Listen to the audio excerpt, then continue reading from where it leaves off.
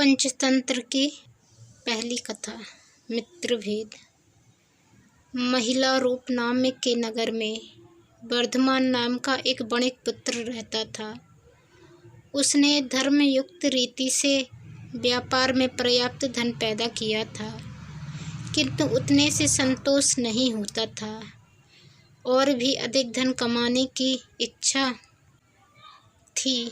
6 उपायों से ही धनोपार्जन किया जाता है: भिक्षा, राजसेवा, खेती, विद्या, सूद और व्यापार से। इनमें से व्यापार का साधन ही सर्वश्रेष्ठ है। व्यापार के भी अनेक प्रकार हैं। उनमें से सबसे अच्छा यही है कि परदेश से उत्तम वस्तुओं का संग्रह करके स्वदेश में उन्हें बेचा जाए। यही सोचकर वर्धमान ने अपने नगर से बाहर जाने का संकल्प किया। मथुरा जाने वाले मार्ग के लिए उसने अपना रथ तैयार करवाया। रथ में 2 सुंदर सुदृढ़ बैल लगवाए। उनके नाम थे संजीवक और नंदक। वर्धमान का रथ जब यमुना के किनारे पहुंचा तो संजीवक नाम का बैल नदी तट की दलदल में फंस गया। वहां से निकलने की चेष्टा में उसका एक पैर भी टूट गया। वर्धमान को यह देखकर बड़ा दुख हुआ। दिन रात उसने बैल के स्वस्थ होने की प्रतीक्षा की। बाद में उसके सारथी ने कहा कि इस वन में अनेक हिंसक जंतु रहते हैं, यहाँ उनसे बचाव का कोई उपाय नहीं है। संजीवक के अच्छा होने में बहुत दिन लग जाएंगे। इतने दिन यहाँ रहकर प्राणों का संकट नहीं उठाया जा सकता। इस बैल के लिए अपने जीवन को मृत्यु के मुख में क्यों डालते हैं। तब वर्धमान ने संजीवक की रखवाली के लिए रक्षक रखकर आगे प्रस्थान किया। रक्षकों ने भी जब देखा कि जंगल अनेक शेर बाघ चीतों से भरा पड़ा है तो वे भी 2-1 दिन बाद ही वहां से प्राण बचाकर भागे और वर्धमान के सामने यह झूठ बोल दिया, स्वामी, संजीवक तो मर गया, हमने उसका दाह संस्कार कर दिया। वर्धमान यह सुनकर बड़ा दुखी हुआ, किंतु अब कोई उपाय न था।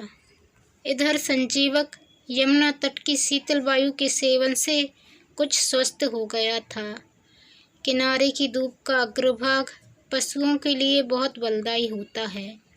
उसे निरंतर खाने के बाद वह खूब मांसल और हष्ट पुष्ट भी हो गया।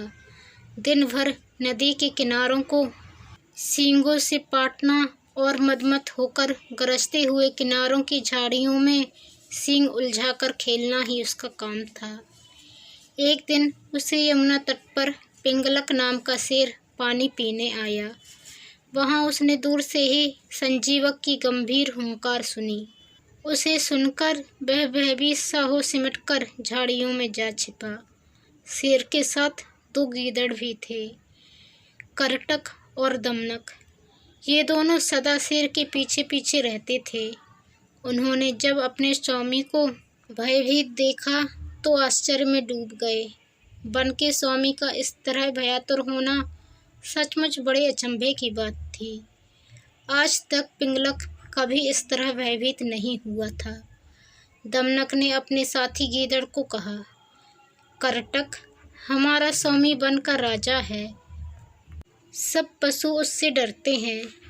आज वही इस तरह सिमटकर डरा सा बैठा है। प्यासा होकर भी वह पानी पीने के लिए यमुना तट तक जाकर लौट आया। इस डर का कारण क्या है?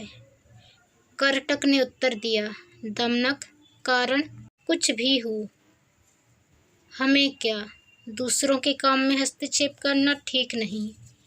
जो ऐसा करता है वह उसी बंदर की तरह तड़प तड़प कर मरता है जिसने दूसरे के काम में कौतूहलवश व्यर्थ ही हस्तक्षेप किया था।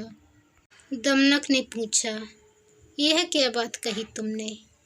करटक ने कहा, सुनो, अगले पार्ट में बंदर और लकड़ी का खूंटा वाली कथा जो दमनक ने करकट को सुनाई थी वह लेकर आऊँगी। तब तक आप यदि चैनल पर नए आए हैं तो प्लीज़ चैनल को सब्सक्राइब कर बेल आइकन को क्लिक कर लें वीडियो को लाइक और शेयर करना ना भूलें। धन्यवाद।